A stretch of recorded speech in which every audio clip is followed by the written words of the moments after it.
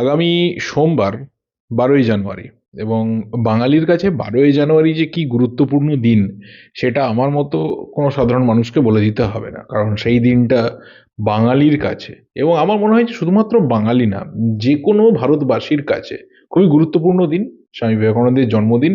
আমরা সেটাকে আন্তরিকভাবে শ্রদ্ধার সাথে দিনটাকে আমরা পালন করি, কিন্তু সেই দিনকে হয়তো আমরা ফুটবলের কিছু ডেভেলপমেন্ট দেখতে পেতে পারি। কারণ যেই ধরনের চিঠি আইএফএফ এর তরফ থেকে বিভিন্ন আইএসএল ক্লাবকে পাঠানো হয়েছে, সেখানে যে বিষয়গুলো উল্লেখ করা হয়েছে তার ডিটেলস সমস্ত কিছু 12ই জানুয়ারির মধ্যে জমা দিতে হবে, এবং সম্ভবত সেই দিনকেই আমরা বেশ কিছু আপডেটস ক্লিয়ার পেতে পারি যে ইন্ডিয়ান সুপার লিগের কোথায় কতগুলো ম্যাচ হবে, কোন কোন ভেন্যুতে কত বেশি বা কম ম্যাচ হবে, এবং অবশ্যই ব্রডকাস্টিং থেকে শুরু করে যে আমাদের কমার্শিয়াল পার্টনার আসবে সেই রিলেটেড পরবর্তী সিদ্ধান্ত এফএফ এর কি কি হতে চলেছে। আজকের এই ভিডিওতে বেশ কিছু কথাবার্তা রয়েছে, যেমন আইএসএল সম্পর্কে রয়েছে, যেমন রয়েছে মোহনবাগান সম্পর্কে, তেমনই রয়েছে ইস্ট বেঙ্গলের এই মুহূর্তে একটি গুঞ্জন সম্পর্কে, এবং অবশ্যই ইন্ডিয়ান ওমেন্স টিমের জন্য একটা বিরাট বড় নিউজ এসেছে, এবং অবশ্যই ইস্ট বেঙ্গল ওমেন্স টিম তারাও কিন্তু একটা দুর্ধর্ষ ফর্মে রয়েছে, সেই নিয়েও কথা বলবো। প্রথম কথা যেটা বলবো সেটা হচ্ছে আমাদের ইন্ডিয়ান ওমেন্স টিম তারা একটা স্পন্সর পেয়েছে। স্পন্সরটা আমাদের খুব চেনা, খুবই কমন একটা ব্র্যান্ড, সেটা হচ্ছে কোকা কোলা। তারা বেশ কয়েক বছর ধরে আন্তর্জাতিক ফুটবলে বিভিন্ন সময় বিভিন্ন টুর্নামেন্ট, বিভিন্ন দেশ, বিভিন্ন ক্লাবের বিভিন্নভাবে তারা স্পন্সর হয়েছে। এবার তারা এসে হাজির হয়েছে ইন্ডিয়ান ওমেন্স টিমের পাশে, এবং লেটেস্ট যে আপডেট সেটা হচ্ছে আগামী 3 বছরের জন্য কোকা কোলার সাথে কিন্তু ইন্ডিয়ান ওমেন্স টিমের একটা কন্ট্রাক্ট হয়েছে। সেটা যথেষ্ট পরিমাণে একটা ভালো অ্যামাউন্টের একটা কন্ট্রাক্ট হয়েছে, এবং ভালো একটা সাপোর্টের কন্ট্রাক্ট হয়েছে। তো দেখা যাক এই কন্ট্রাক্ট আগামী দিনে আরো বড় হয় কিনা, এবং এটাকে সামনে রেখে আরো বেশি বেশি করে স্পন্সর ইন্ডিয়ান ওমেন্স টিম তারা পায় কিনা। কারণ ইন্ডিয়ান মেন্স টিম যেভাবে অন্তত পক্ষে দিনের পর দিন পুয়ার পারফরমেন্স আমাদের সামনে বারবার তুলে ধরেছে, সেখানে কিন্তু Indian women's team they are playing literally their best games so far. Number one. Number two হচ্ছে যে আবার ওমেন্স ফুটবলের কথা বলতে গেলে ইন্ডিয়ান ওমেন্স লিগ, এবং সেখানে ইস্ট বেঙ্গলের পারফরমেন্সের কথা বলতে হয়।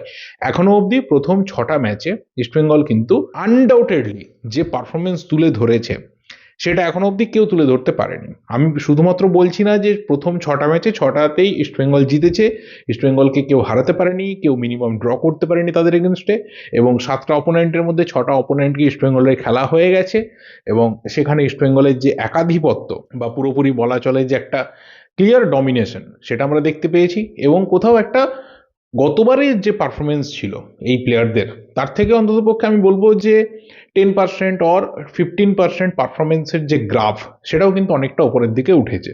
এবার তার একটা খুব বেসিক রিজন আছে, এক যে একটা স্ট্রং টিমকে, কোর একটা বেসকে ইস্টবেঙ্গল ধরে রাখতে পেরেছে, 1 নম্বর। 2 নম্বর ব্যাপার হচ্ছে এই টিমটা এশিয়ান মঞ্চে গেছিল, সেখানে অনেক কম্পিটিটিভ ফুটবলটাকে এনজয় করেছে, অনেক টাফ টিমের এগেনস্টে খেলেছে, এবং কোথাও সেই যে নিজেদের মধ্যেও একটা আরো আরো আরো টাফনেসটা সেটা মাঠের মধ্যে রিফ্লেক্ট পাচ্ছে। এবং অবশ্যই ইস্টবেঙ্গলের এই টিমটা ডেফিনেটলি দেখো টার্গেট করবে এখান থেকে যে ইনভিনসিবল হয়ে চ্যাম্পিয়ন হওয়ার, এবং তার সম্ভাবনা কিন্তু এই মুহূর্তে রয়েছে। কারণ যেভাবে ইস্টবেঙ্গলের যে গ্রাফ সেটা উপরের দিকে উঠছে, সেটাতে অন্ততপক্ষে ইস্টবেঙ্গলকে থামানোর মতো শক্তি অন্য কোনো মানে ওমেন্স টিমের মধ্যে এই মুহূর্তে দেখতে পাওয়া যাচ্ছে না। এবার দেখা যাক ফাইনালি লিগের শেষে ইস্টবেঙ্গল কোন জায়গাতে থাকে। তবে যেটা অনেক আগে থেকেই বলেছিলাম যে ইস্টবেঙ্গল আবারও এই সিজনে favourite to win the Indian women's league, এবং সেই পথে ইস্টবেঙ্গল রয়েছে। আমার মনে হয় যে 60% কাজ এই মুহূর্তে ইস্টবেঙ্গলের কমপ্লিট, আর 40% জব রয়েছে। কারণ প্রথম 6 ম্যাচে তুমি 18 পয়েন্টটা তুলে নিচ্ছ, মানে তারপরের যে 8টা ম্যাচ রয়েছে সেই 8টা ম্যাচে 24 পয়েন্টের খেলা, এবং সেটা অনেক ক্যালকুলেটিভ হয়ে যায়, এবং সেখানে বাকি টিমগুলোর জন্য খুব চ্যালেঞ্জিং হয়ে যায়। তো ইস্টবেঙ্গলের জন্য লটস অফ গুড উইশেস থাকলো, ইস্টবেঙ্গল আবারও ইন্ডিয়ান ওমেন্স লিগ জিততে পারে এরকম একটা সম্ভাবনা এই মুহূর্তে পুরোপুরিভাবে তৈরি। নেক্সট বিষয়টা অবশ্যই বলতে হবে যে আমাদের এআইএফএফ তারা ক্লাবগুলোর কাছে বিভিন্ন বিষয় জানতে চেয়েছে। যেমন 1 নম্বর হচ্ছে যে যে ব্রডকাস্টিং পার্টনার যারা আসবে, ব্রডকাস্টারদের থেকে ক্লাবগুলোর কি কি ডিমান্ড রয়েছে, যে কি রকম কি ব্যাপার থাকবে, যে টোটাল প্রমোশনের ব্যাপারটাও রয়েছে এই সমস্ত কিছু, এবং তার সাথে যারা কমার্শিয়াল পার্টনার হবে তাদের থেকে কি কি পাওয়ার রয়েছে ক্লাবগুলোর, কি কি চাই, এবং অবশ্যই পার্টিসিপেশন কনফার্মেশন যারা এখনো অবধি পুরোপুরি দেয়নি ওই এফএফ এর সাথেও কিছু কথা চলছে, স্পোর্টস মিনিস্ট্রির সাথেও কথাবার্তা চলছে। সব থেকে বেশি সমস্যা ওড়িশা এফসির, সম্ভবত তারা যদি না খেলে তাহলে অবশ্যই আমরা দেখবো 13টা টিমের আইএসএল হচ্ছে, কিন্তু তাদেরও বলা হয়েছে যে তাড়াতাড়ি জানাও ভাই, দেরি করে লাভ নেই। আজকে বিকেল 5টার মধ্যে জানানোর অ্যাকচুয়ালি টাইম ছিল, সরি গতকাল শুক্রবার বিকেল 5টার মধ্যে তাদের জানানোর টাইম ছিল, এবং তারা জানিয়েছে আমরা সোমবার অবধি সময় নিচ্ছি, সোমবারের মধ্যে আমরা কনফার্ম জানিয়ে দেবো। তো আশা করা যায় যে সোমবারের মধ্যে সমস্ত আইএসএল ক্লাব তাদের পয়েন্টকে ক্লিয়ার করবে। এই মুহূর্তে 7-8টা ISL club they are ready to play. তারা অলরেডি খেলবে বলে জানিয়েছে এবং অফিসিয়ালি সোশ্যাল মিডিয়াতে অ্যানাউন্সও করে দিয়েছে, যেটা আমরা ওপেন দেখতে পাচ্ছি। কিন্তু যারা এখন অবধি জানায়নি তাদেরকে সময় চাওয়া হয়েছে, এবং সম্ভবত এই 12 তারিখে আমরা কিছু বিষয় জানতে পারবো। এবং মোস্ট ইম্পর্টেন্ট থিং, প্রত্যেকটা ক্লাবের কাছ থেকে জানতে চাওয়া হয়েছে তাদের হোম ভেন্যুর এই মুহূর্তে কন্ডিশন কি রয়েছে, এবং সেই হোম ভেন্যুতে কীরকমভাবে ম্যাচ করা যেতে পারে, এবং অবশ্যই কতগুলো ম্যাচ তারা তাদের হোম ভেন্যুতে চাইছে, এবং অবশ্যই কী ধরনের চিন্তাভাবনা রয়েছে হোম ভেন্যুতে ম্যাচ করে সেখান থেকে প্রফিট আর্নিংয়ের সব কিছু রিপোর্টই কিন্তু চাওয়া হয়েছে। সো আই হোপ যে 12ই জানুয়ারি মানে সোমবার দিন অনেক কিছু ক্লিয়ার হবে আমাদের কাছে। নেক্সট বিষয় বলতে হয় মোহনবাগানের কথা। মোহনবাগান এই মুহূর্তে পুরো দমে প্র্যাকটিস করছে। মোহনবাগানকে নিয়ে বেশ কিছু পরপর ভিডিও আসবে, কারণ ডেফিনেটলি একটা টিম যখন এই টুর্নামেন্টে নামছে, এবং অলরেডি আমরা জানি যে এই সিজনের শুরুর দিকে কি ধরনের সমস্যা মোহনবাগানের মধ্যে হয়েছিল, এবং সমর্থকরা কোথায় রেগেছিল, তারপর একটা ট্রফি জয়, তারপর কোচ পরিবর্তন। We have seen already lots of ups and downs in Mohun Bagan. So মোহনবাগানকে নিয়ে অনেক কটা ভিডিও আসবে, কারণ 3 নম্বর বারের জন্য বা হ্যাট্রিকের জন্য মোহনবাগান টিম কিন্তু মাঠে নামবে চ্যাম্পিয়ন হওয়ার জন্য, কিন্তু সেই চ্যাম্পিয়ন হয়েও খুব একটা লাভ হবে না। হ্যাঁ, ডোমেস্টিক চ্যাম্পিয়নশিপ অলওয়েজ এটা একটা এনজয়মেন্টের জায়গা, কিন্তু পরে মানে যেটা একটা বিগার টার্গেট থাকে যে কোনো ক্লাবের, যে এখান থেকে চ্যাম্পিয়ন হয়ে আমি এশিয়ান মঞ্চে যাব, সেই রাস্তা কিন্তু মোহনবাগানের জন্য বন্ধ হয়ে যাবে, যেটা আমরা জানি যে যে শাস্তি মোহনবাগানের উপর রয়েছে। তো আরও বিভিন্ন বিষয় রয়েছে, সেগুলো নিয়ে কথা হবে। কিন্তু যেটা মেজর ব্যাপার এই মুহূর্তে, যে প্রত্যেকটা টিম যখন অলমোস্ট পে কাটের কথা বলছে, কেউ সরাসরি বলছে, কেউ মানে একটু ঘুরিয়ে পেঁচিয়ে বলছে, বাট বলছে, সেখানে দাঁড়িয়ে মোহনবাগান ম্যানেজমেন্ট বা মোহনবাগান ম্যানেজমেন্টের এই মুহূর্তে যারা পুরো সিস্টেমটাকে চালাচ্ছে আরপিএসজি গ্রুপ, তাদের যেটা final decision, full and final decision, যে কোনো প্লেয়ারের যেটা কন্ট্রাক্টে অ্যামাউন্ট রয়েছে সেখান থেকে 1 পয়সা কম দেওয়া হবে না। যেটা কন্ট্রাক্টে রয়েছে সেটাই তাদের দেওয়া হবে, কারণ মোহনবাগান ম্যানেজমেন্ট এটা এক বাক্যে স্বীকার করে নিচ্ছে যে এই যে সিচুয়েশনটা তৈরি হয়েছে, এখানে কিন্তু এই প্লেয়ারদের কোনো রকম দায় নেই, তাদের এখানে কিছু করার নেই। এদের সাথে যে টাকা পয়সার কথা হয়েছিল, যে ধরনের পার্কস অ্যান্ড বোনাসের কথা হয়েছিল, সেই সমস্ত কিছুই দেওয়া হবে, সমস্ত কিছু সুবিধা তারা পাবে।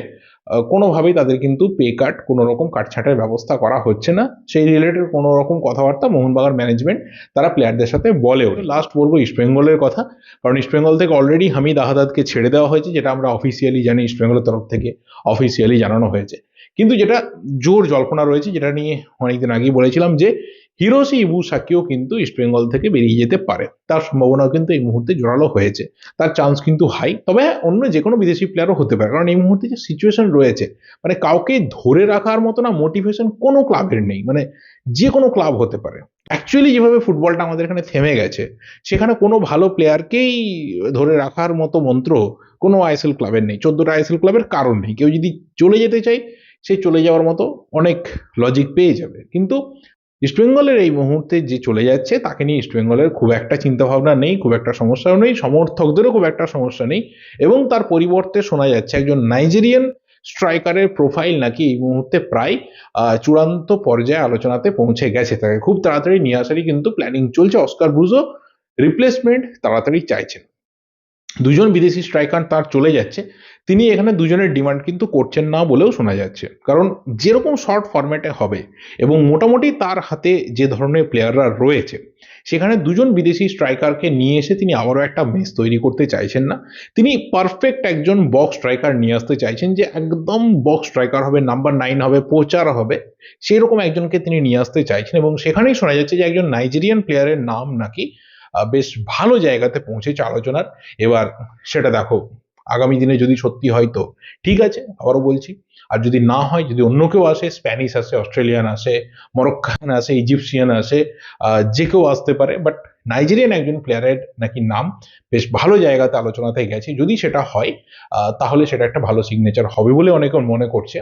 দেখা যাক সেটা কি হয়, এবং অবশ্যই এই দুজন প্লেয়ারকে ছেড়ে দিয়ে জাস্ট একজন বিদেশি স্ট্রাইকার নিয়ে তার সাথে আমাদের ইন্ডিয়ান যে স্ট্রাইকাররা রয়েছে তাদেরকে পুট করে কতটা ভালো ভাবে আইএসএল অস্কার ব্রুজো তিনি ইস্টবেঙ্গলের তুলে আনতে পারেন সেটা হবে দেখার বিষয়। এবং অবশ্যই ইস্টবেঙ্গল সমর্থকরা তারা অপেক্ষা করে বসে রয়েছে, কারণ সেই 2003-04 সিজনে শেষবার ইস্টবেঙ্গল কিন্তু ন্যাশনাল ফুটবল লিগ জিতেছিল, যেটা পরবর্তীতে আই লিগ হয়েছে, এবং তারপর আই লিগ থেকে ইস্টবেঙ্গল আইএসএল এ এসেছে, কিন্তু এখনো অব্দি ডোমেস্টিক লিগের মুখ দেখেনি। কিন্তু এইবারে তার সুযোগ বা সম্ভাবনা কিন্তু অনেক হাই। সেটা অস্কার ব্রুজো বা তার টিম কতটা কাজে লাগাতে পারে ইস্টবেঙ্গল সমর্থকদের জন্য সেটা হবে দেখার বিষয়। এই হচ্ছে আমার আজকের যা কিছু বক্তব্য। আমি ভিডিওটা এখানেই শেষ করছি। রিগার্ডিং অল দিস থিংস তোমাদের কি কি ওপিনিয়ন রয়েছে অবশ্যই শেয়ার করে জানাতে থাকো। ভিডিওটা ভালো লাগলে লাইক করো। দেখা হবে পরের ভিডিওতে। টিল দেন অবশ্যই চ্যানেলে নতুন হলে চ্যানেলটা সাবস্ক্রাইব করে দিও। ক্রিকেটের চ্যানেলের লিঙ্ক রয়েছে, সেটাকে ফলো করতে পারো, সাবস্ক্রাইব করতে পারো। Thank you, good bye and good night.